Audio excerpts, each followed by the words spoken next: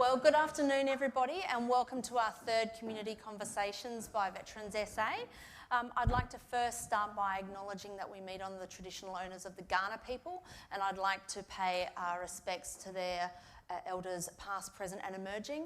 And for those who are watching on our live stream or are watching this once it's been recorded, I would like to also acknowledge the lands upon which you meet to be able to participate in this today.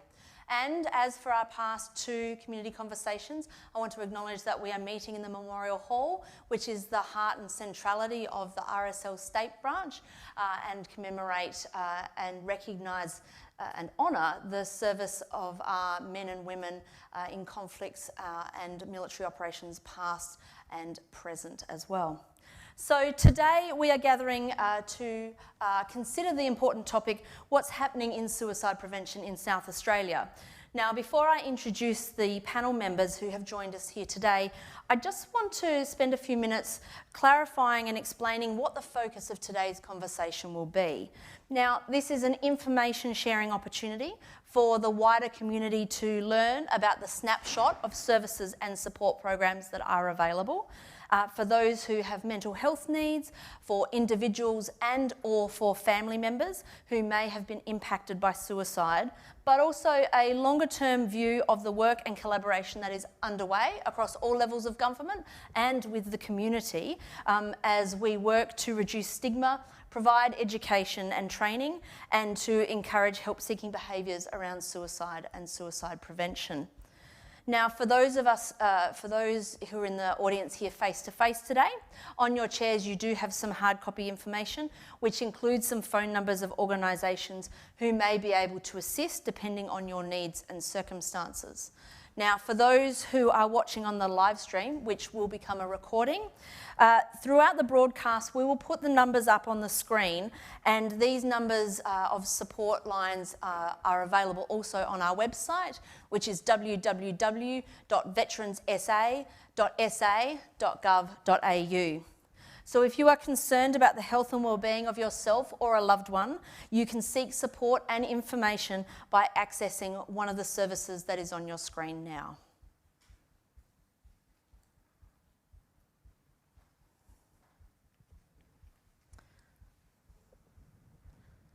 And before we start, I also want to make a note around the importance of language in this discussion, and particularly being careful around the vocabulary we use to avoid stigmatising language. Now, there is an excellent resource that's online that we'll make sure are also in the show notes, which the website is www.mindframe.org.au, and that is an initiative of the organisation Every Mind. Now, they've published a short and helpful fact sheet, which is called A Guide for Speaking Publicly About Suicide. There's also a helpful chart in the middle of the hard copy resource that's on your chairs, and we'll ensure that there is an electronic PDF available with the recording as well when we publish on YouTube. So just some of the key points I want to draw out ahead of the discussion is that some of the language we can inadvertently use can stigmatise or sensationalise suicide, and those people who are vulnerable to suicide or bereaved by suicide can be particularly impacted by the language used. So, for example, the phrase committed suicide can have connotations of criminal acts or wrongdoing or sin that can alienate some people. So instead, a more appropriate expression would be died by suicide, and that's a statement that is non-judgmental and factual. Again, the phrase successful suicide can present suicide as a desired outcome or glamorise attempted suicide. So instead, I would encourage people during the discussion and after today's community conversation to consider using died by suicide or took their own life or made an attempt on their own life. So you'll hear such important phrases as these used during the conversation today, and that I ask that you do consider the words you use when asking questions or participating during the discussion. Now finally, based on the generous feedback that we've received from the community, based on our last 2 community conversations, we are altering our format a little today. So thus far our community conversations have been about an hour long, but we've allowed 90 minutes for this community conversation because it's really important that we want to make sure that everybody has a fulsome opportunity to be able to ask questions and to be able to participate. We will also, around minute 35, take a pause in the panel discussion and invite questions from the floor and also from online. So those who are watching online can type the questions into the chat box on YouTube, and then there'll be a second sort of more traditional opportunity to ask questions at the end of the presentation. So there'll be a halfway point and then at the end.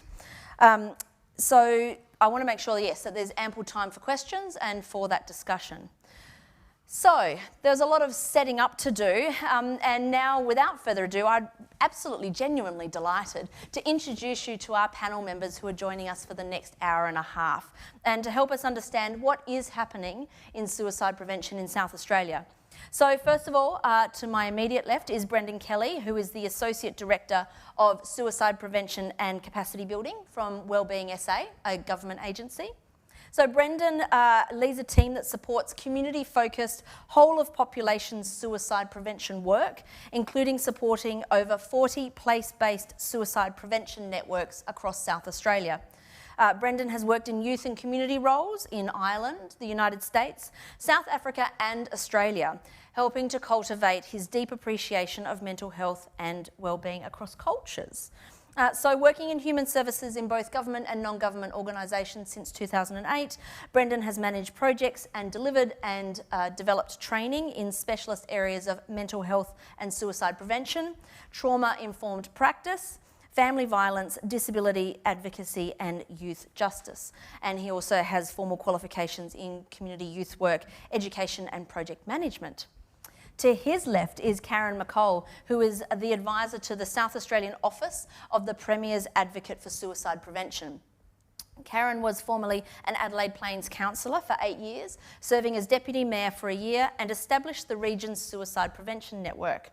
Backed by a 20-year career in senior human resource management, Karen has undertaken a diploma in counselling and established her own counselling and consulting business and coordinated engagement programs such as At-Risk Youth, the At-Risk Youth program in the Northern region. Next, we have Kim Holmes, who is the South Australian State Manager for Nemai National. Did I say that right? Right, excellent.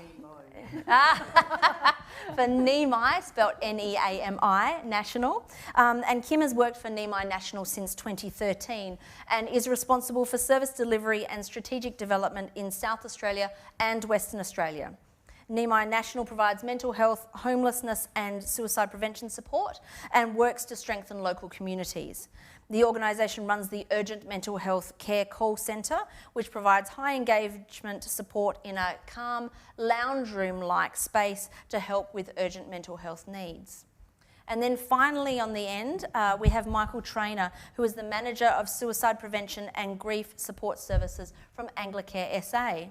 So Michael has worked extensively in Victoria and South Australia across many areas of community service, including foster care, adoptions, at-risk youth, homelessness services, suicide prevention and grief counselling services.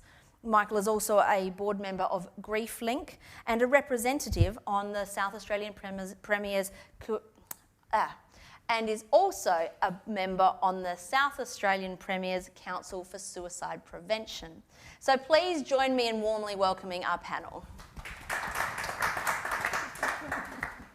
So with the extensive experience that is all here to my left and the wide variety of organisations that are represented, perhaps to set the scene for our audience today, and I'll start with you, Brendan, and then move in an orderly fashion down the panel, can I ask each of you to share for a minute or two what the role of your organisation has in education and prevention of suicide, and which groups in the South Australian community do you primarily work with?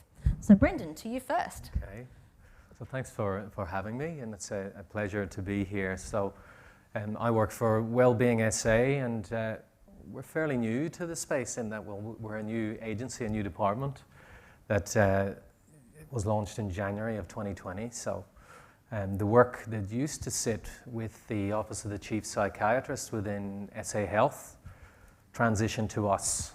So the community-focused suicide prevention work, which is a huge chunk of the work we do. And as this conversation unfolds, and you hear from everyone else here, it starts with all of us. Prevention, it's everyone's business. And so with the emergence of Wellbeing SA, a department that's focused on prevention, that's its modus operandi, it's what we exist for. It's about prizing away from SA Health and the huge department that it is, so the Department for Health and Wellbeing, it's a separate department that's focused on well-being and what happens upstream, treating people before they become unwell. There's lots that we can do. We're focused on physical, mental and social well-being, and that starts in our communities, and that's where our focus is. So the work of my team, so I'm within the Mental Health and Wellbeing Directorate within Wellbeing SA, and so we support the suicide prevention networks, largely volunteer organisations or groups of people across the community, often with a lived and living experience of suicide distress, who want to do something for the community. So they work to reduce the stigma, to increase help seeking and help giving, and celebrate those days across the year where we have opportunities to raise awareness of suicide distress, of mental health issues, and work to create suicide safer communities. So other work that our team does is we work across. We also do a lot of partnering with the Office of the Premier's Advocate for Suicide Prevention and Community Resilience, but we also provide funding for grassroots projects. So there's funding available at the minute too, up to $10,000 for groups of people who want to do something for their communities. So as of today, I think we've got 38 applications for those. So we're well on the way to exceeding last year's 72 already. And we also provide education and training in mental health literacy and suicide awareness. And I think I'll leave it there for now. Right. Well, there's a few things you've touched on that I know that we'll explore a little bit later on, but thank you for that, Brendan. Karen, how about, so Brendan's already talked a bit about the collaboration between your two offices. Yeah. Can you share with us a little bit more about what your organisation does and who else you connect with in the South Australian community? Sure. So the Premier's Advocate for Suicide Prevention and Community Resilience was appointed in 2018, that role. The current Premier's Advocate is Dan Cregan, who's the member for Carville, which takes in the Adelaide Hills. Formerly it was John Dawkins, who's now taken on the role of the presidency of the Upper House. But I guess the role of our office is looking at policy and governance, and also being able to initiate change and look at opportunities and strengthen strategy and programming across suicide prevention from a state level, working obviously in close collaboration with the likes of Wellbeing SA, but also there's a real appetite and looking at building a whole of government approach to suicide prevention and early intervention. And we do that through, we established the Premier's Council on Suicide Prevention in 2018, and underneath that a whole of government issues group which consists of 23 senior executives from pretty much every government agency in the state who meet monthly on suicide prevention, supporting the work of and really driving some initiatives and changes in policy and programming across the state. And we can talk a little bit about that later on. We also support the work of the suicide prevention networks, working in close collaboration with Wellbeing SA. We go out to all the major field days across the state, our office. We've got pretty much all the resources that you can possibly get your hand on from around Australia, in terms of from youth right through to Aboriginal and Torres Strait Islander, right through to farming resources for farmers and agricultural people as well. So we as an advocate role, we sort of collect all of those resources up and provide almost like a one-stop shop of a whole suite of resources at those field days and those major events, including the Adelaide show and a lot of the major regional shows, like Gawler's the biggest one in the regional show in the state, but also touching on some smaller communities from time to time. We recently did Karoonda Farm Fair for 2 days up there at Karoonda, and we went out to Canberra for an outreach drought response. So we pretty much go where the community needs us to be. If we've got capacity and we can fit it in, we try and get across and get those resources out into the community rather than people having to, try and find them and research them and look for them themselves, because there's a lot out there. And quite often when I'm blown away constantly by sort of people coming up to us and saying, oh my gosh, don't believe, it's hard to believe all this exists, but we didn't know it existed. So we get that quite often when we're out and about, which is really, I guess, validating in terms of actually being taken on the road and being out there in community. So that's a bit about what we do, and obviously working very closely and very grateful to Wellbeing SA for working with our Premier's Council on suicide prevention in the consultation for the next state plan, which is underway at the moment. So, so thank you, Karen. So Kim, I guess the conversation changes slightly from your perspective because you're a frontline service delivery organisation. So can you help us understand particularly around what role your organisation has in education and prevention of suicide and who you connect with? No worries. Firstly, thank you so much for inviting us along today. It's actually really personal for me to be here today. I've got a son who's just joined the Navy. He's in his last week of his foundation training and hopefully going to his graduation on Friday in Victoria. Every finger crossed. But yeah, it's really personal and really was important for me to come along today. So Nemai National, we're a little bit different because we do deliver direct services. So I'll just talk a little bit about who we are and what we offer. Today, I'm going to mostly talk about the new Urgent Mental Health Care Centre, but we've got a bunch of other services that are available right across South Australia. So we're a specialist mental health service, and we've got services right across Adelaide, but also in the country. Again, a real passion, having grown up in the Riverland, and I know that there's a lot of gaps in terms of services available to people in country regions. So we have services in Murray Bridge. We've got a worker on Kangaroo Island, we're in Victor Harbour, we're in Port Lincoln and Port Pirie, as well as our service sites in Northern Adelaide, Southern Adelaide, and we've got a couple of services in the CBD as well. So we've got a range of things, which include what we call primary mental health services. So amongst those across the central and southern region, we do have a team of workers that work around suicide prevention. So when someone is contemplating suicide, we do have a team that can work with those individuals and their families.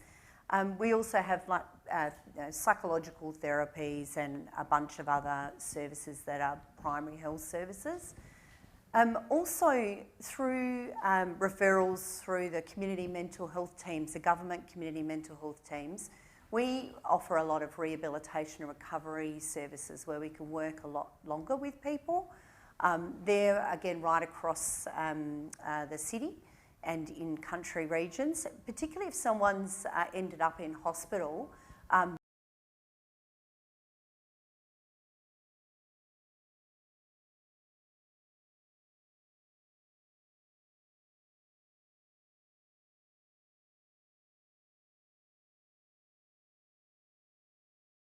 There are for what are called community rehabilitation support workers or peer support workers. So they are trained to coach a mentor and they provide a service through relationship. And it's really about how do I get back on my feet after I've had an episode of illness.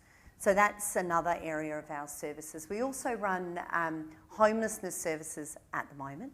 There's been a big restructure.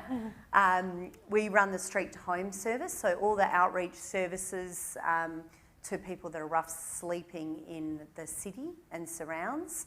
And also we did from the NGO side, the not-for-profit side, we coordinated all the response for rough sleepers when there was the COVID state of emergency. So we got everyone into the hotels and actually a bunch of people into homes that are still there now, which is really good.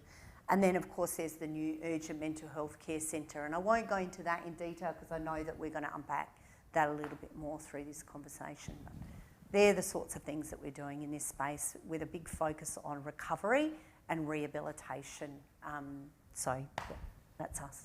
Wonderful, and thank you for that. And that's we had a homelessness panel for part of our Premier's Town Hall last year, and Tom Wittenbury from Street to Home came and spoke to us about those services. So that's a lovely dovetailed connection. So thank you for that. And Michael, you won't always be the last person to be asked the question, but Anglecare SA has such a wide charter and is involved in so many different services. So focusing then on the education and suicide prevention piece, can you talk a bit about what Anglecare SA does and who you connect with? Yeah, so in the scheme of Anglecare, we're fairly small. We're a very small part of Anglecare. Anglecare has about 1,800 employees.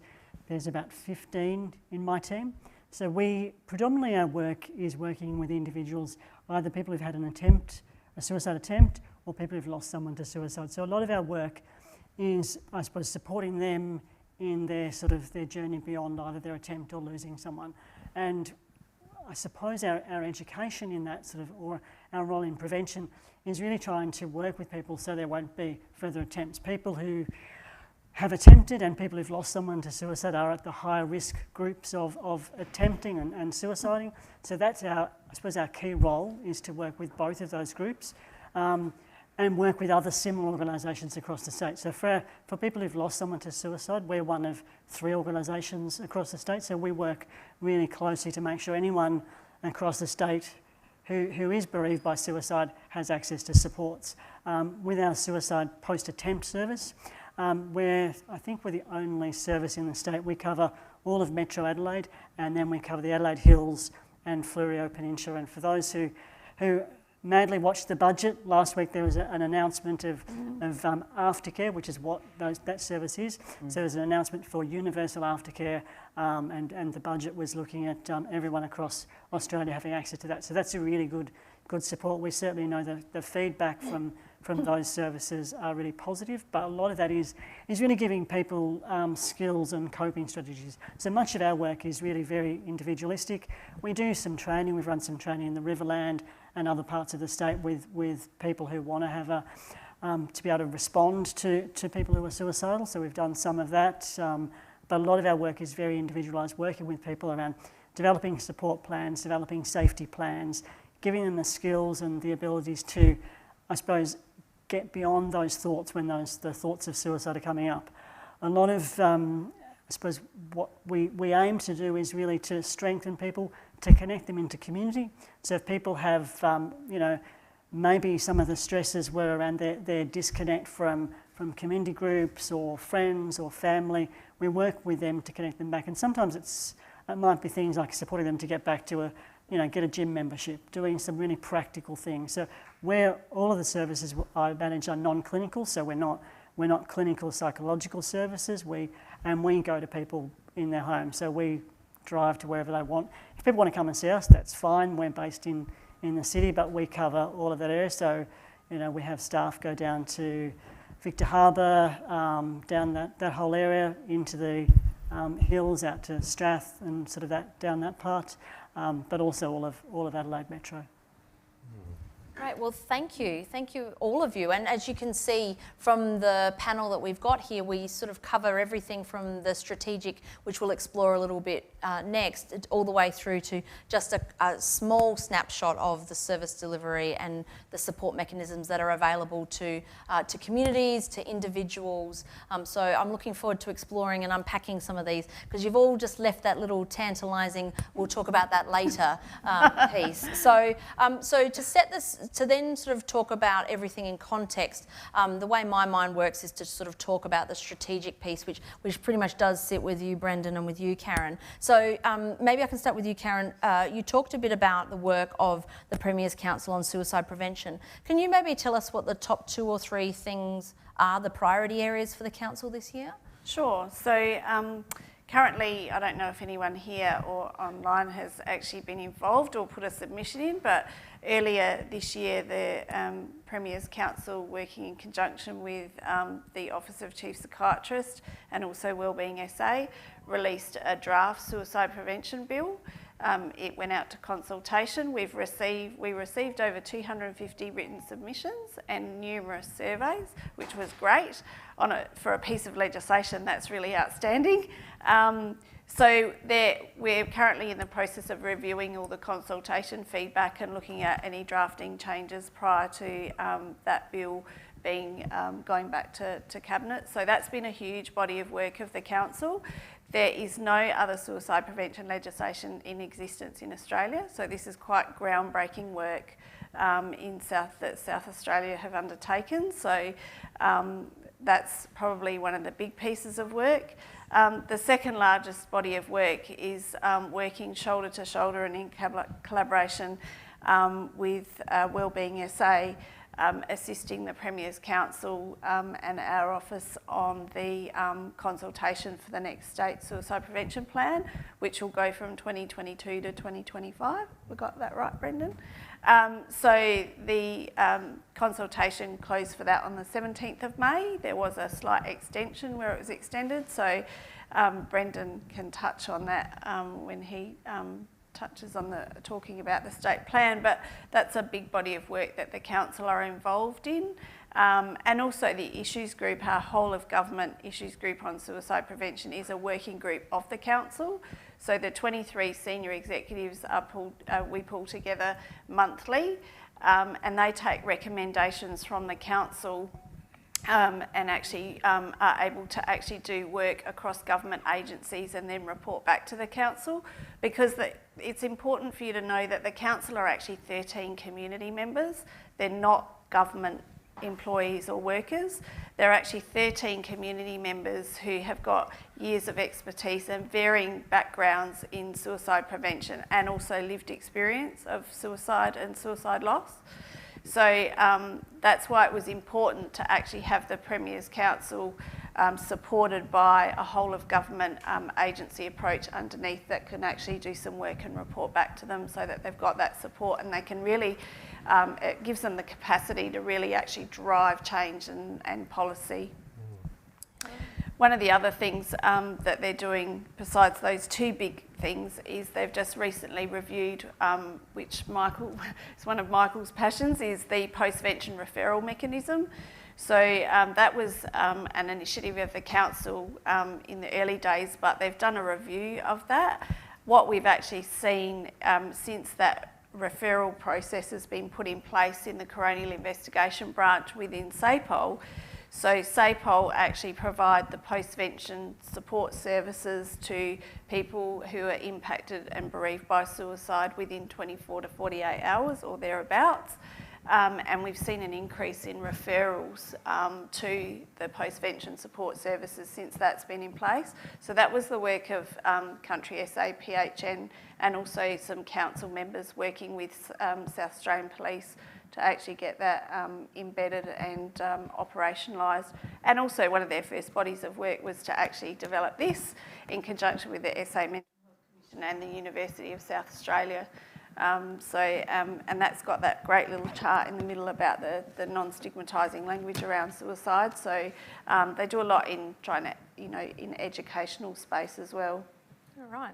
That's a lot of work for 13 community members who meet monthly, supported by 23 very senior executives across the state government. It goes to show the commitment of the state government in working to help reduce and to educate around suicide prevention. And when you talked about the fact that the suicide prevention bill is the first in any jurisdiction in Australia to be considered, certainly I recall the Office of the Chief Psychiatrist availed an opportunity for the veterans community specifically to be able to engage and provide feedback on that bill. And again, that's recognition of some of the unique experiences that exist within the veteran community as well. So I think that's a real testament of government to recognise that. So thank you. And you did mention the suicide prevention plan and that consultation piece. Maybe Brendan, can you pick up where Karen left off and tell us a little bit more about, what are the next steps? What will the community be able to see? Can we still make a contribution? Yeah. Yes. So we've, as Karen indicated, the first phase of that closed on the 17th of May after an extension because of the response to it. But we've had 2,766 South Australians respond to that first phase. And of that, I think we had 167 from veterans and first responders. So I've got some really high level analysis of that too that we can make available down the track too, and we can pass that on to you, Catherine, and send that out. So the whole intent of this campaign is that we've got incredible writers within various departments who can write a plan which might look good. It might look very good on paper, but what we really wanted to do with this campaign is to connect with as many South Australians as we can to hear from them about what we need to do, what needs to be in the direction that we set in the state for the next 3 to 5 years, because we continue to lose too many people to suicide. And the incredible thing with the first phase of this consultation is that of those 2,766 individuals, there's over 60% of them have a living experience of suicide distress, whether that's thoughts of suicide themselves or having lost someone to suicide. And incredibly, 49% of those respondents, almost half of those respondents indicated that they had thoughts of suicide in the last 12 months. So huge, but what an opportunity for us now. Although we've got over 300,000 words, and as the principal analyst has told us, it's more words than all of Shakespeare's tragedies to wade through now. But there's so much richness in there. There's so much incredible ideas. We're completely overwhelmed with the response now too, because that was phase 1, but phase 2 now is deeper conversations with cohorts, with priority populations, with veterans. We hope if you do want to have a deeper conversation about these things, that we really want to support that and make that happen. So from now until the end of June, we're really trying to have those deeper conversations, which are asking different questions than what we're asked on the survey. And actually, we're not asking very many questions at all. We're getting to the first or second question, and people are just sharing so much about this stuff, and in safe ways too, which is incredible to see. But people are ready and want to talk about this, which is a great sign in terms of the stigma and the shame that's attached to this stuff, and how we historically would bury it deep and we wouldn't speak about these things and you wouldn't see it coming. We're really hopeful that there's a shift here and there's an opportunity here for us to do something great in this state with the legislation, with the plan, so that we can make a dent or shift the needle on the too many lives that we're losing, or too many people in distress and living with it in their hearts. Right. Well, thank you, Brendan. And I'm going to put you on the spot now. Noting that you're having deeper conversations until the end of June, certainly looking around the room and certainly from the feedback that I've been receiving, we would love to work with you around an opportunity to enable members of the veteran community. So that's those who've currently served, those who once served, and their families to be able to participate in that. So the putting you on the spot bit is I'll come back to the community after I've had a chat to Brendan around what that could look like and how to avail that opportunity. Fantastic. Look forward to it. No, thank you. So, Michael, now to you. So we've heard about the work that the state government is doing in this space, but of course there's many partners across South Australia to help individuals and communities, and as you said, Anglecare particularly focuses on individualised assistance. what sort of suicide prevention, what are the suicide prevention services offered? And you talked, or maybe it was Karen talked a bit about Postvention, and what is that? Yeah, so I suppose the two services, like I said before, we have one service that is a post-attempt service. So we work with people who have had a suicide attempt. So that looks like, it's a 3-month service, so it's a short-term service, and that's because that period after an attempt is one of the sort of the critical periods where people may well reattempt. So we get in there and we work alongside people. I suppose what we do is really practical. So if people need psychological support, we will connect them into that, and we certainly use the services from Nemai and other organisations. But really what we're about is just walking with people, working out what they need, what supports they need. So we do things like we'll do a safety plan, so looking at the triggers, what makes them think about suicide, and then what are some things that they maybe can do to stop thinking. And some really, sometimes it's really practical things. It might be walking the dog, going to the beach, listening to music, turning the TV on, those sorts of things. Often we really try to look at some healthy alternatives. We'll do, some people like meditation, mindfulness, we look at those sorts of things, but really things that will divert their thinking from the suicidal thoughts. And then we look, so once we've got those sort of things in place, we're trying to build some strategies with them. We then look at what their across their whole life, what the needs are, what are the things that they need support with, like it can be things like homelessness, it could be employment, it can be relationship counselling, it could be financial counselling. That's probably where I think we're really fortunate in being Anglecare. Anglecare has lots of those services we can tap into. Financial counselling, I'm always incredibly impressed how well they can get bills waived and do these things that are just, some people who have significant debt and, phone bills and all this sort of stuff. And our financial counsellors do an amazing job, which is just part of that additional support that anyone can tap into. It's not just because it's us, but it's a really useful thing for people who are struggling financially, and that's part of, their suicidal thoughts. So we do that, and that's where it starts to look, it can look different for everyone, so what we do, but it really is that short term, getting in there in that critical time with people and, supporting them in one of those difficult times. And as I said, we cover all of Adelaide, and we cover the Hills and Fleurieu. Predominantly we take referrals from those from either hospitals or mental health professionals.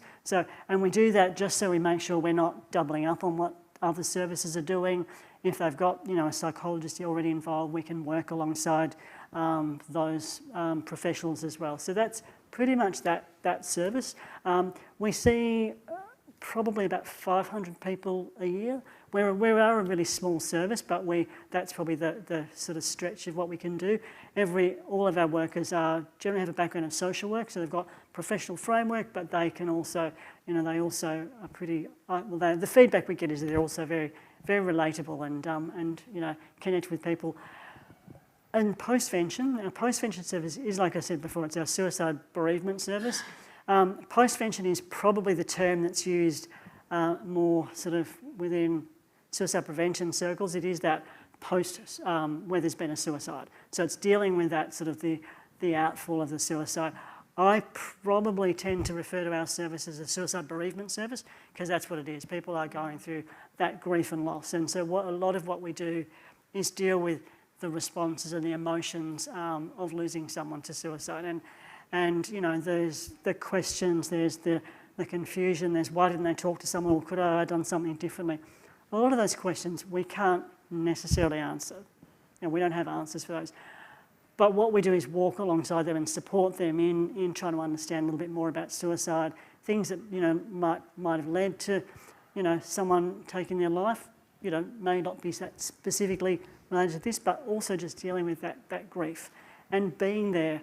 What we see is, and if there has been a suicide, and this relates to lots of deaths, but often after the funeral, people sort of, other family members, friends are getting back to their life. They have to, you can't put your life on hold because someone here has lost someone. That's life. We've all got to go back to work. But for the person who's lost someone, they're often left with that. They're often at home, sitting there, trying to deal with this emotion. There's other people who've gone back to work. people don't necessarily want to talk about it as a suicide. Sort of, like we said before, there's lots of stigma around suicide. So sometimes it's hard, if you've lost someone to suicide, continue talking about that. People say, can you get over it? That sort of thing. Well, actually you can't, It's a loss, and that loss will be with you forever. It's not going to go away. It's going to be there. But what we try to do is give people strategies to manage that loss and to learn ways to cope. So that's, I suppose, Postvention is dealing with that. It is bereavement support, it's grief support, and that's what we try to, I suppose I package it like that, because people will get what bereavement and grief is. People don't always know what Postvention is. So yes, we do that. And as I said before, there's 2 other services across South Australia. There's Standby, which covers all of our country services, and there's also Thirili, which is an Aboriginal specific service. So sometimes what might happen is there might be a suicide in the Riverland, but the family live down here. So Standby will respond to whatever's happening in the Riverland, but there might be, a sister or a parent living in Adelaide. So they'll let us know. We'll then support that person if they want it, and vice versa. Or it may well be there's a suicide happens, in country, say somewhere, but all the family are here. The person actually, left Adelaide to suicide elsewhere. So we'll then support the family here. So that's sort of a bit about what we do. And in those, I suppose, those really critical emotional times, we go to people. We don't ask them to come to us. We'll go to them. For our for the post-suicide bereavement service, we don't have waiting lists. We see people as soon as we can. It might be a week or so wait before you actually get an appointment, but we don't sort of say, we'll put you on a waiting list and someone will see you in 6 months' time.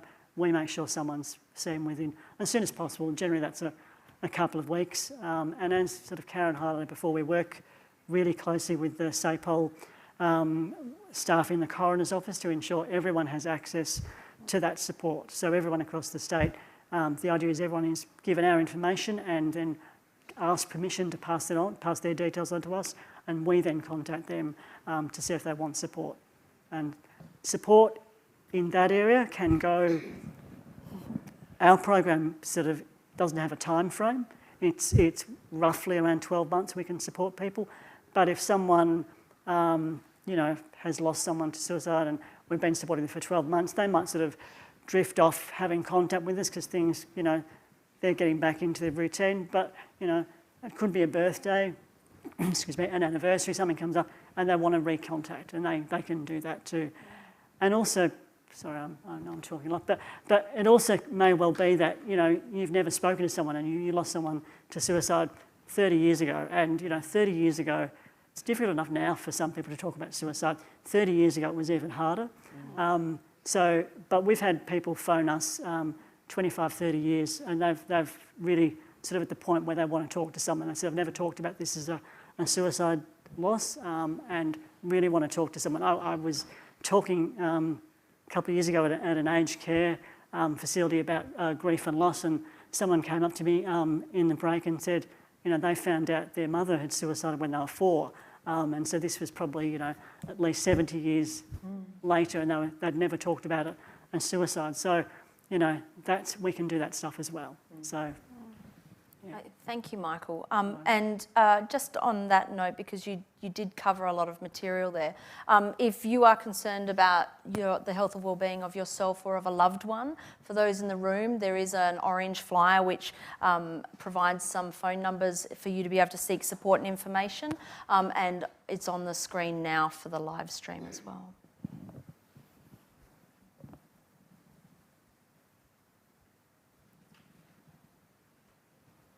So, Michael, you did cover a lot of material, and I'd like to circle back in a moment. Sure. But I just guess I have one clarifying question when you talked about the post-attempt service in particular, and how you had the beautiful expression around walking with people. Yep. And it's a very individualised, it's based on them to help their exercise of agency. What's the role of families in that? Yeah.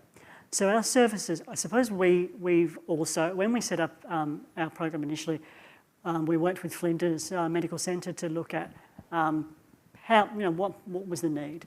One of the things that came out of that was actually the need for family support as well. So we also, if there is, and sometimes people who have a suicide attempt may not want to talk to anyone, and we've certainly dealt with people who will tell us, they'll be referred, they'll accept the referral, yeah, come and see us, and as soon as we get there, say, don't want to see us. That's okay, that's their call. Sometimes their family want to see someone, so it could be partners, parents, kids, whatever. So, and we can work with those people. We are a small team, but where possible, we try to have that as a different worker. So there's that sort of not the breach of confidentiality. So we keep that support really differently. That does look a little bit different. It's probably more giving them some support around, what to say. Can they leave the person by themselves? All of that sort of stuff. So a lot of it is more that sort of, support around how they support someone. And sometimes, particularly, we don't have any age limit on who we work with either. So sometimes if we maybe working with, people under 15, and we've done that, we do a lot more of that work with parents rather than with the kids. So yeah, that's sort of what we do with families. We do work with families wherever we can and offer them that sort of support around how they support their loved one. Wonderful. Yeah. That's really super practical. So thank you for sharing, Mike. Yeah, and probably just clarify, family doesn't necessarily mean always blood relatives. It can be household mates, that sort of stuff. So we are fairly flexible on what we see family. Yeah, it's the important people in somebody's life. Yeah, no, thank you. Kim, I'm just going to ask you a couple of questions about the Urgent Mental Health Care Centre, and then, so a warning for those on the live stream, this is your opportunity to start typing some questions in, and also after I've asked Kim the next question, I'll open it up to the audience, because we have covered a lot of ground, and I'd like to give everyone an opportunity to sort of digest and to ask any clarifying questions. So Kim, you did touch on in your introduction about the Urgent Mental Health Care Centre, and I understand, again, this is first nationally, and yet again South Australia is leading in this space. So what is it, and what makes it different to other health emergency services? So it's a new service. It's actually in the state mental health plan, so it's one of the first alternatives that are being rolled out through the state plan. But if you think of it like emergency departments are designed pretty much for physical health emergencies. They've never really been properly designed for a mental health emergency. So this is like an emergency department, but a voluntary one. So people that are under involuntary treatment orders or those kind of things still need to go to the hospital. But if someone wants to come voluntarily to get help when they're on their worst day, the Urgent Mental Health Care Centre's there now. So what is different to an emergency department is quite different. One, you're not going to arrive and there's going to be security guards and, a big, bright, busy emergency department waiting for hours to be able to be seen. I'm probably exaggerating. It doesn't always happen that way, but this is the experience that we've heard from a lot of people that have lived experience of presenting an emergency department on their worst day. What happens at the Urgent Mental Health Care Centre is that when people arrive, it's a very warm and welcoming place. It is it's built on a model that's called the like a fusion model. What you get in terms of the clinical and the medical response that you get in an emergency department, we have that there, but we've also got peer workers. So half the team at any one time are peer workers, and so that's important because what it means is that you've got someone who's basically with you for the time, depending on what you want. Someone doesn't want someone hanging around all the time, but there is someone there that's really helping to guide you through the time that you're at the Urgent Mental Health Care Centre. Some people ask what a peer worker is. So peer worker is someone that has had their own lived experience of an urgent mental health need and they've recovered and they're doing better, but what they can do is draw on what worked for them.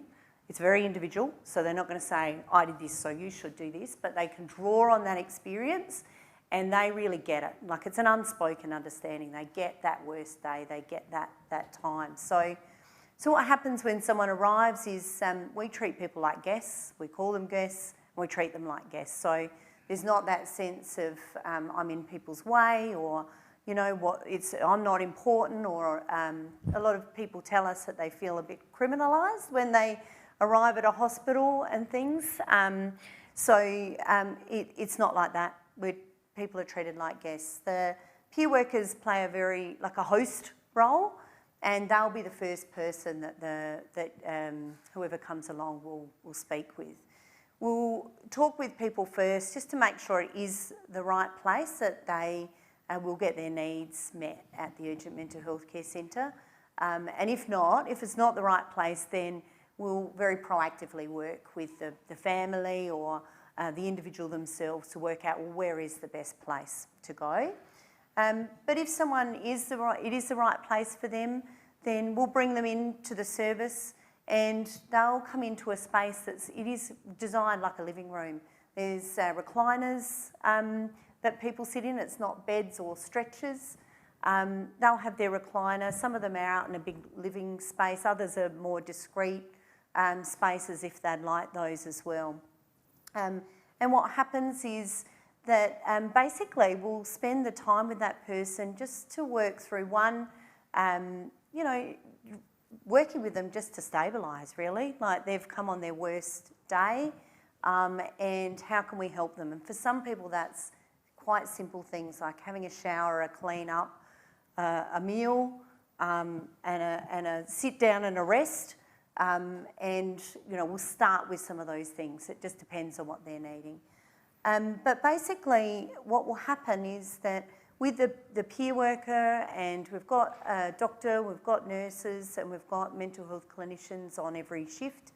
And basically we'll start working with that person around, well, what is it that brought them to the Urgent Mental Health Care Centre? And then we'll be working with them on what's a plan. So that plan might be a safety plan, but other plans might be around what are all the other stresses and pressures that have led up to them coming on that day. Now, some of that might need the medical officer. It might need medication, but a lot of it won't. A lot of it's actually just helping people sort of work through what are the things that they can do from that day. When people leave, the other thing that is very different to what people have available right now is that our team then follow them up. So you don't just leave and off you go back home and, let's hope it's all okay. There'll be phone calls for 3 days afterwards. So every day we'll be checking in to see how that person's travelling. Are they still feeling confident with the plan that they left with? It's their plan, because it is very individual. Are they still feeling confident? Is there anything else we can do to help? If things are not going well, then we can help them get to the other supports that they need. The other thing that we've got is what we call intensive home-based support service. So for some people, actually, they need a little bit more than that. And so we can refer them to another team, which are those rehabilitation support workers, who then can actually work with them for a few weeks to work through what is going on and how can we either link you into other services or help you get back on your feet, depending on what it is that's... they can work on a bunch of strategies. So, and probably some other things to know is how do you get there? So at the moment, we're under what are called gazettal conditions under the Mental Health Act. So the only way that you can get there is by ambulance, police, mental health triage, and actually we've just opened to people being diverted straight over from the emergency departments as well, if we can provide something quicker and that's going to meet their needs. We will be opening to walk-ins, so anyone can present there like they would a hospital. At the moment, our conditions say July. We really want it to be June, but we can let you know when that's open. So anyone can just present at any time.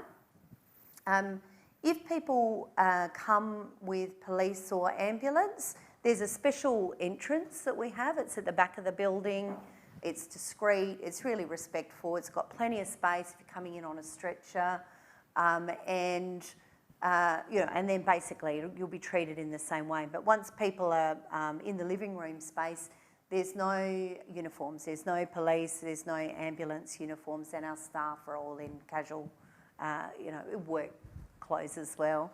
So people can, if someone calls the ambulance or police and they are put under what's called a Section 56 or 57, where it's not voluntary, the police or ambulance have to transport them basically against their will to somewhere for an assessment. They can choose either to go to the hospital or they can choose to come to us. So if they voluntarily go, actually I'd prefer to go to the urgent mental health care centre, they can come to us under that Section 56, 57. Once they get there, if they're, we're able to, if it is the right place, we're able to take them off of that involuntary order, and then they can stay. Our service is voluntary. There is no restriction. If people want to leave, they can leave. Clearly, if someone's really not travelling well and they leave of their own will, and we're really, really worried about their safety, we make sure that we're following up. We care a lot about people's safety, so we do make sure that we follow up on that. I think that's probably all. I mean, you might have questions just to try and understand what it is a little bit more, but hopefully that gives you a bit of a picture of what the service is and how it's different to what's available right now in hospitals. So picking up on Kim's cue about questions, we have a microphone for those who are here face to face. So if you just want to put your hand up and we'll pass the mic around. Do we have any questions online yet? There's still an opportunity. There's still another half an hour. Does anybody have any questions at this point in time? Nathan at the back. Do any of you have a mechanism to identify veterans on your intake processes? And if not, when are you going to have one? Yes, we do. Yeah, we do as well. Yeah. Can I ask a supplementary question? Then where does that data go? Well, it goes into our reporting, so that's where it goes into our reporting. But anyway, I've got more to say that. Yeah. It's part of our funders, part of our database we use we have to use for our funders, so it's in there. I did a quick check with my team this week when knowing I was coming here, asking them, if they knew how many veterans they'd worked with or worked with, and they all, I think, as I said, there's about 15 in my team. All of them can probably identify one or two that they've worked with in the last little while. Great.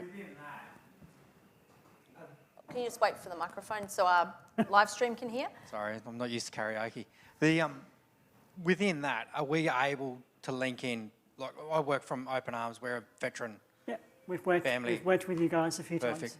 Yeah. Is that a formal or an informal? Generally, I think we've both had the same referral, and I know some of my team have worked with you guys. There's no formal arrangement, but I'm happy to talk about that. But yeah, we've certainly worked with a couple of people with you guys supporting them. All right. Is it the same with you as well? Sorry. Is that the same with you as well? As in what we're doing? Yeah. Do you, for your follow-on, link people in with us or with Open Arms, or do you? We're early days, so we haven't actually seen anyone that's identified as a veteran come through the service yet. But of course, that's what we're looking at, is with people linking them into the follow-up services that are best for them back in the community. All right. So nice. Love to talk to you if we'll have a you want to make that happen. Yeah. Great, thanks for that. And there was a question here.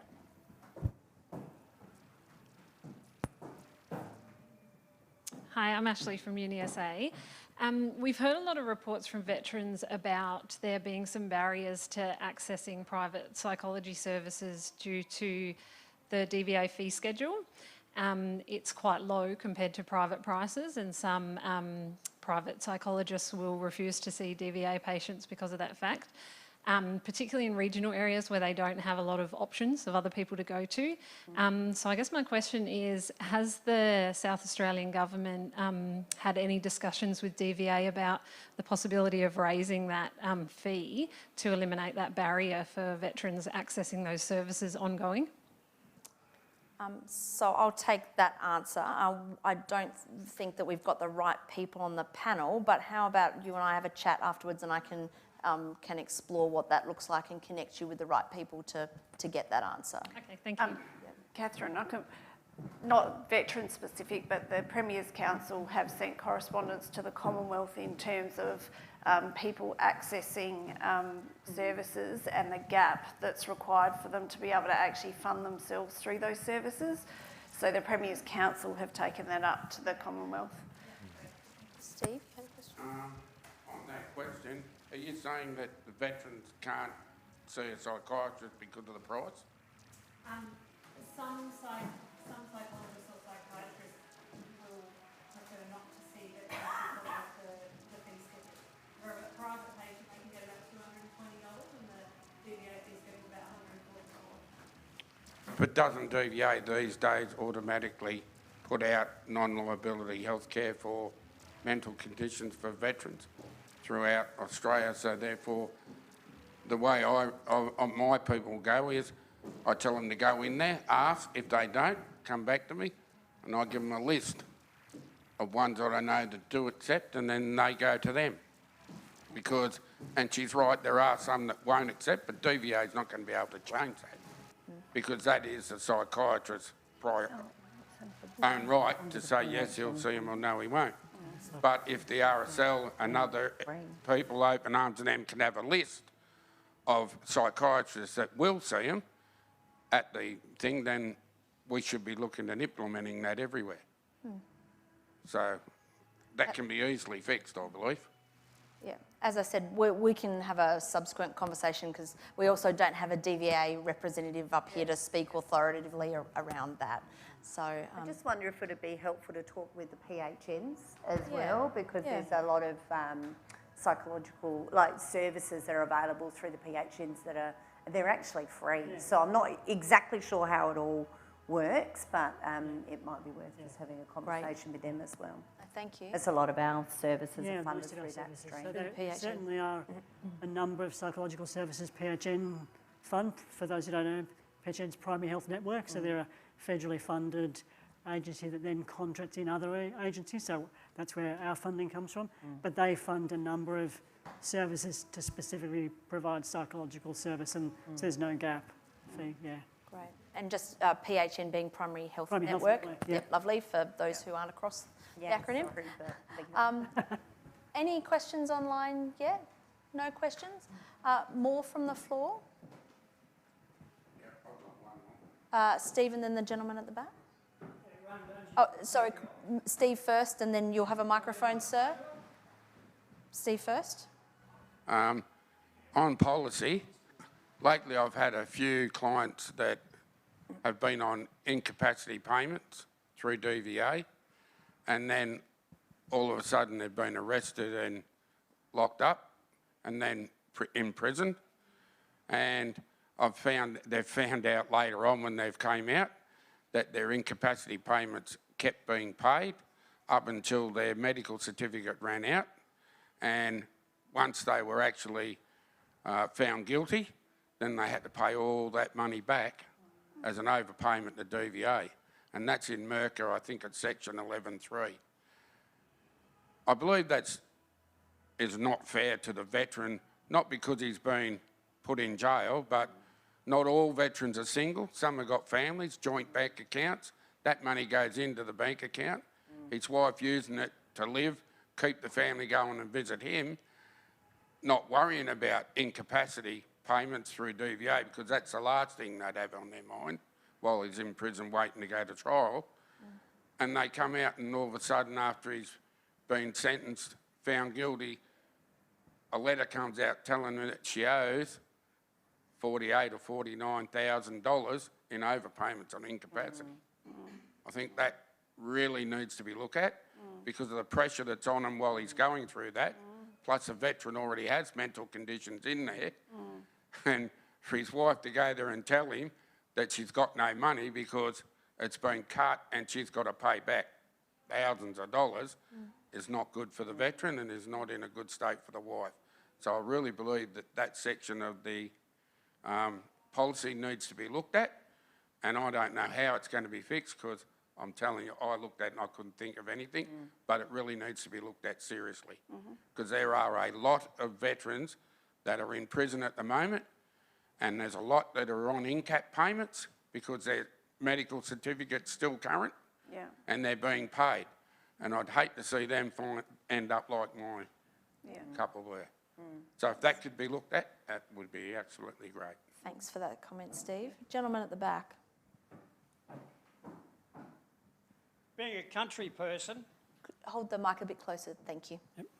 Being a country person, I was intrigued to find out how you actually get information to little towns like Peterborough, Orroroo, Hawker, the Eyre Peninsula, Sojourner, all those outlying towns.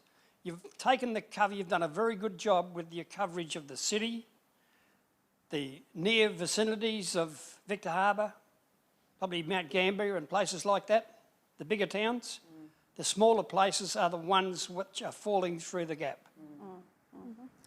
So perhaps to respond to that, maybe we can take it in two parts. Maybe you, Brendan and Karen, can talk about the engagement you had with some of those smaller regional communities in the development of the suicide plan and where some of the suicide prevention networks exist. And then maybe we could cover off a little bit more around how those outreach services that you touched on. Would that, yeah? That would be very worthy cause to approach. Great. So maybe you can start, Brendan, about the consultation on the suicide prevention plan. Yes, so starting with that, we heard from people across the state, and we can send out some documents too, which will show the spread of where we've heard. So I think we had 32% response rate from people in the metro area, and a 67% response rate in the metro area, and the rest was from regional. So we are hearing from across the state as far away as the far west. And what facilitated that was that we recognised the need for, when you get out of major centres, that communication is different. You know, that the local rag is the place where people find out the news on things. So we made sure that we were on local radio. We didn't get everywhere with that because we didn't have the budget to do it, but we took it very seriously, and we have heard from a number of people in rural and remote Australia, or South Australia. But what I also want to talk about too is the support of our suicide prevention networks. And we very early in the piece, when we inherited this portfolio, we about not neglecting getting out and around the state, and in the past 9 months, I think we crunched the kilometres on it a couple of weeks ago, and I think we'd enough kilometres up to get to the North Pole. So we're getting out and about, and I'm actually leaving at 4:30 today to head over to the Eyre Peninsula, and we're going to Woodna, to Cleve, to Kimba, to connect with communities in person.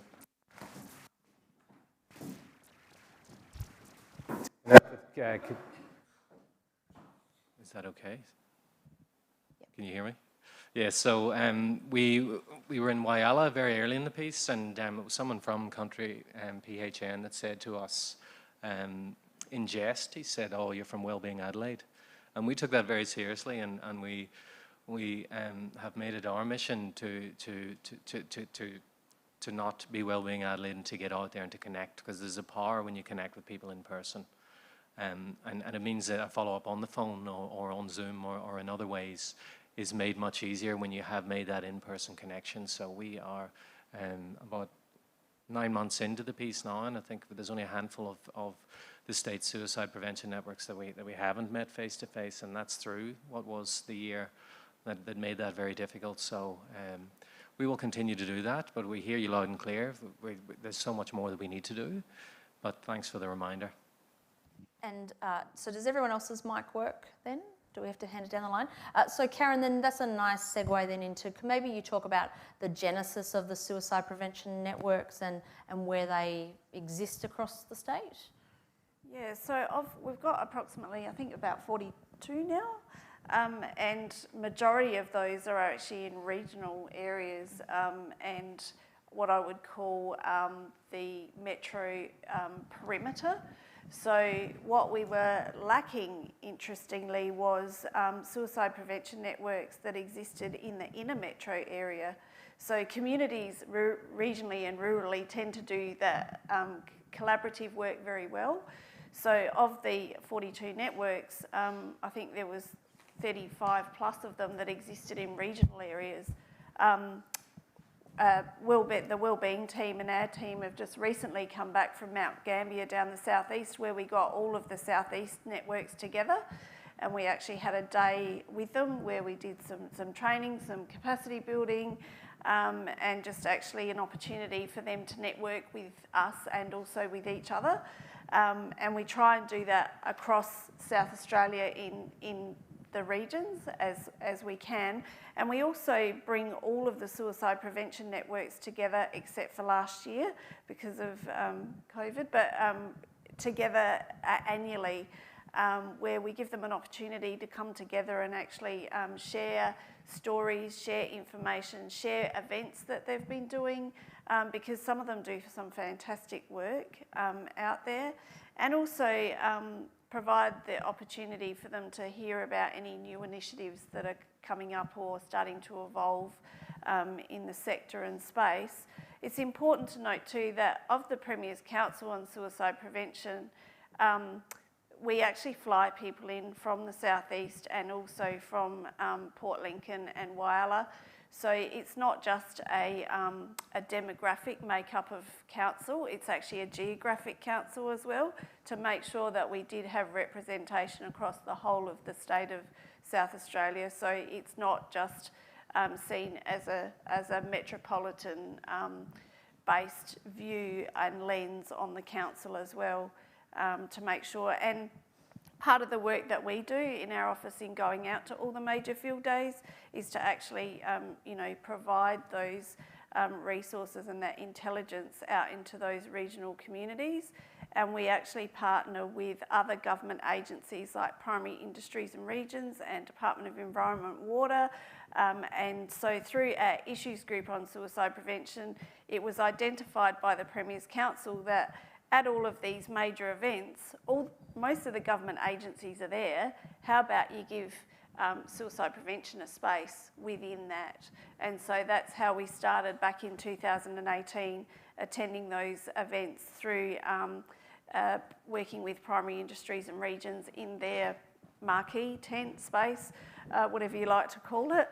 And interestingly, what we find when we're at those events is we hear the struggles and the concerns about people's wait times to get into services, but we're able to give them some ideas around how they can actually fill the void by tapping into regional access, for example, which is a telephone support service that's available 7 days a week and 24 hours a day. It's a 1-800 number, and they can have 3 counselling sessions with the same person. But they're not really strict around the 3, but giving people an opportunity to share that information and say, look, if it's that you're in a holding pattern waiting for an appointment, perhaps you could actually use this as an alternative while you're actually in that waiting period. And most people that we talk to don't even know it exists. And that's funded by Country SA PHN, Primary Health Network. And we also have a primary health network from Country SA PHN on the Premier's Council as well. So we try and make sure that it is regionally and metropolitan focused. Thanks for that. And now, Kim, you expressly talked about Nemai being a specialist mental health service which has a presence in Murray Bridge, Kangaroo Island, Victor Harbour, Port Lincoln and Port Pirie. Did I miss anyone? Maybe could you talk, so I guess in answer to the gentleman's question, could you talk a bit more about that, but also with the view of the Urgent Mental Health Care Centre, I'm guessing referrals are only coming from Metro Adelaide at this point in time? I'll start there. Yeah. So the Urgent Mental Health Care Centre, anyone can arrive at, anyone can come.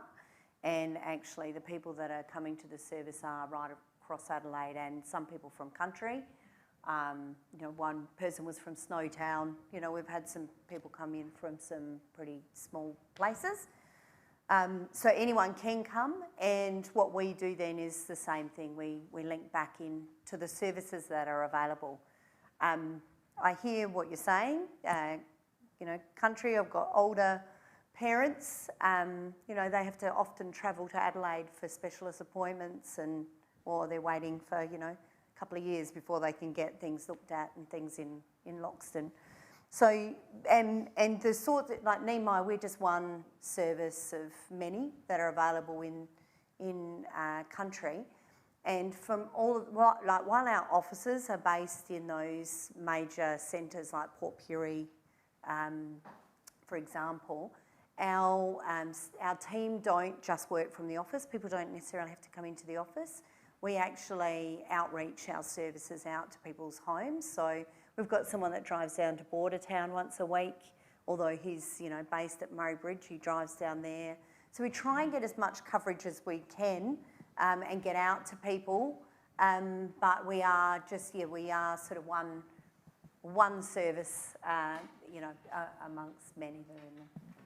Oh, great, thanks. And then I did promise Michael you wouldn't always be last. Would you mind providing the closing comments on the gentleman's question from an Anglecare perspective? Sure. Well, so, as I mentioned before, standby response after suicide, support after suicide, that's not run by Anglecare, but that's a service that will support people who are bereaved by suicide across country SA. So they have staff, I think, based in Mount Gambier and Port Lincoln, but they go everywhere. So they have casual staff located right across the state, so we'll travel to anyone where there's been a suicide and support that family. So that is one service.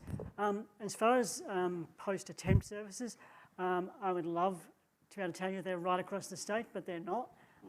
Hopefully with the budget announcement that there will be, you know, universal aftercare for everyone. I think that's a really good option.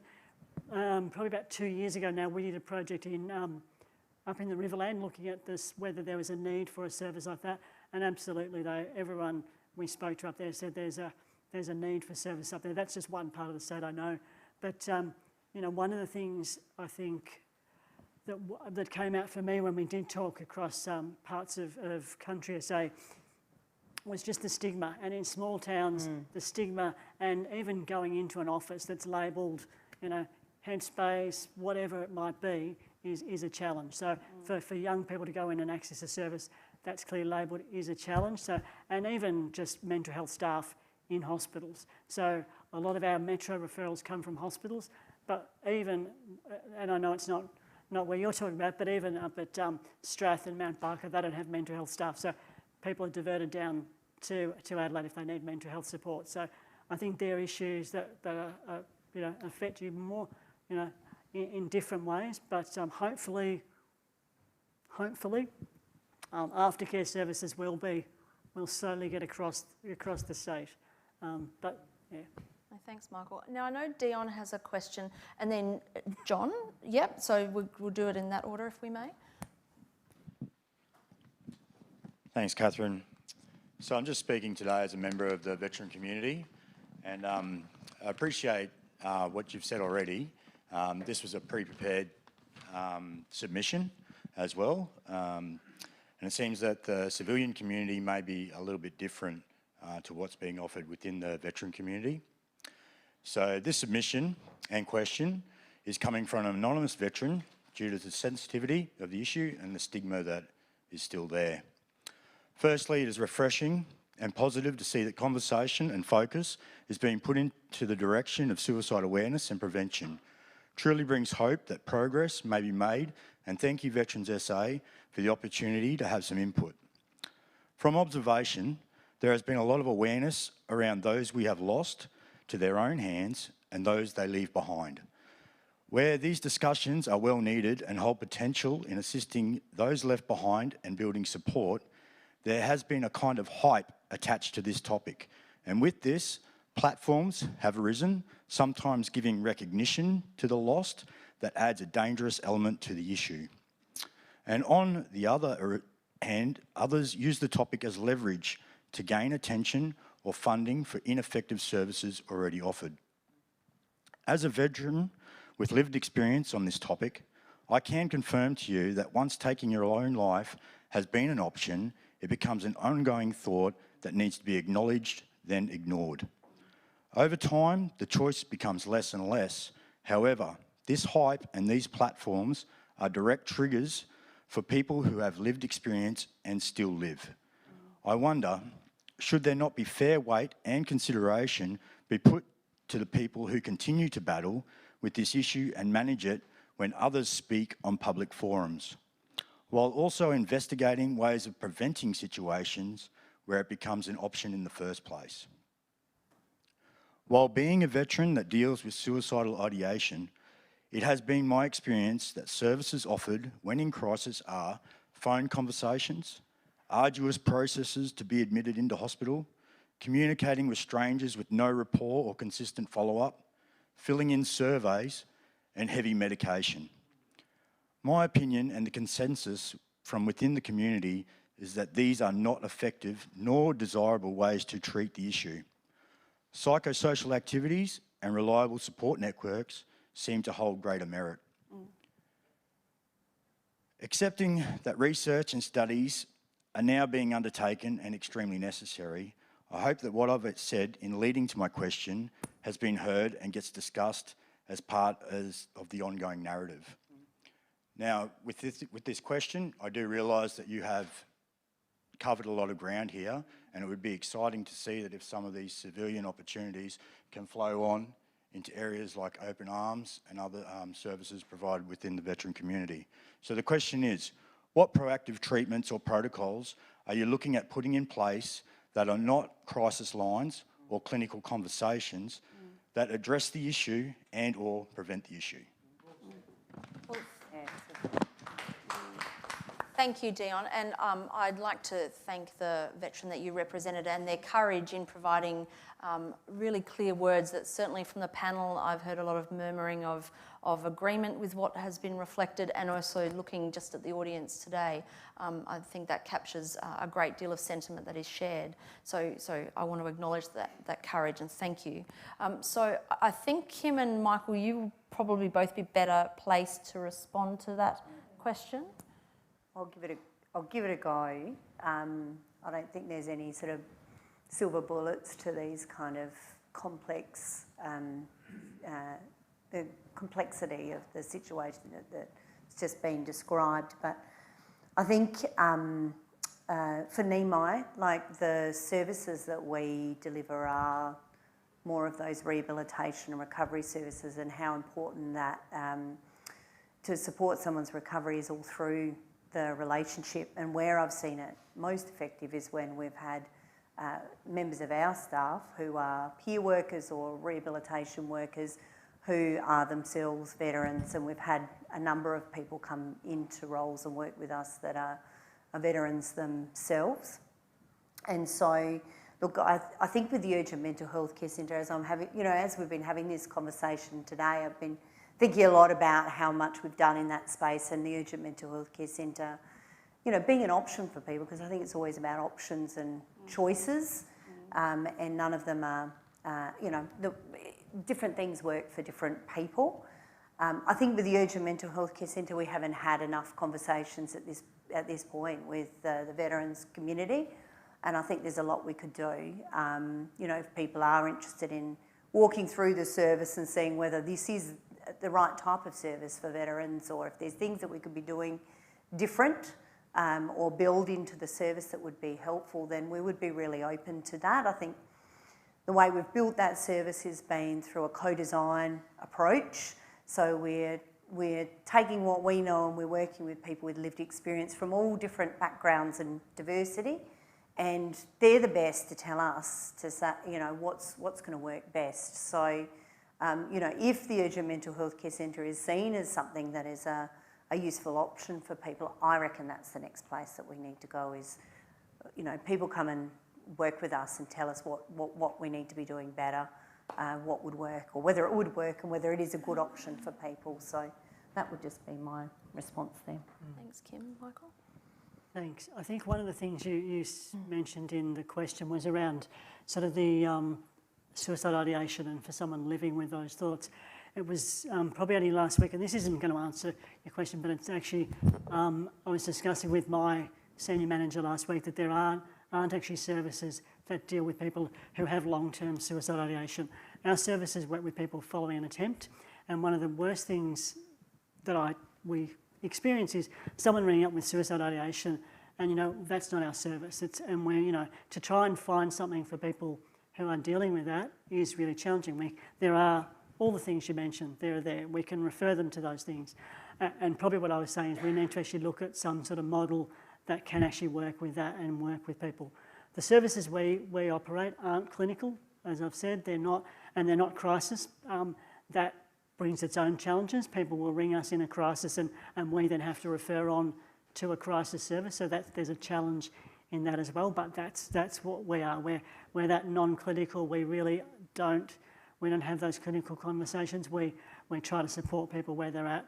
But I absolutely agree. I think there needs to be some looking at how we actually support people outside of that clinical stuff. So the sort of that sort of psychosocial walking alongside people model for people who are dealing with suicide ideation, because it is, as I've said a number of times, like our service, one of them has 3 staff to cover north and south of Metro Adelaide. If we were dealing with people with suicide ideation, we would have no capacity. We would be full and never be able to take people. So I think it's difficult, and it's far more difficult for people with lived experience and dealing with that every day than for me sitting up here. But absolutely agree, and I really think it's something that we need to be looking at how we can deal with that. So thank you. Thank you, Michael, and thank you, Dion. We've got time for one more question. So, John, you've been patiently waiting. Hello.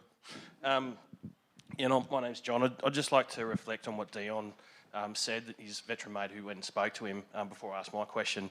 But I think what the veteran's saying is there is a bureaucratic approach with obtaining resources and funding for all these programs. Now, maybe that bureaucratic approach loses the foresight to talk to the cold face of the veteran. So maybe what the veteran was saying was, how are we going to breach the gap between the bureaucratic approach to where the veteran is to make things work at all levels? And I understand there's within my question I'm going to talk about the intervention side of it, because it's very, very pertinent. What the veteran I think was talking about was, well, let's talk about stuff before they have to get to intervention. And I know your programs are not necessarily part of that. I think Anglecare is, but the other programs are more for the high level intervention. So maybe reflecting on that, how we can breach the gap so that things kind of work at all levels. Because I think sometimes the veteran's actually not asked about what's going on. Decisions are made at a very high level. And I understand that, because people who work in a bureaucratic environment need to go and fight for resources and funding and get this stuff going. But the resources need to filter down. All right, so I'll end that one. So it's well known that the Jamie Larkham Centre has only 24 beds, and there's an 8-week wait. I've been in and out of that facility, and I've been in and out of some private clinics and so on, and I'm fully aware of all of the stuff that goes on with having to have those interviews, having to hand your responsibilities over to someone else, the very, very traumatic type of thing, not just dealing with your mental health, but also handing this stuff over to other people. And I'm not quite scared of actually talking about it in this forum, because if it's going to help veterans, it's going to help veterans. What was it called again? The Urgent Mental Health Care Centre, I think it's a great idea. I think it should have been done ages ago. But has anyone asked the coalface whether they'll use it? Because me as a veteran, when I had to go to hospital in a civilian environment, I necessarily didn't want to hang around with people that weren't in the army or in the Defence Department. I think that some people won't actually use it because they won't be in that environment. Now, the Jamie Larkham Centre, it's the best mental health facility in Australia, and it's only got 24 beds. So maybe the government needs to look at, we may need to increase the beds, we may need to look at statistical data with regards to that. And should we make this capability over there at Jamie Larkham? Thank you, John. Thank you. Well said.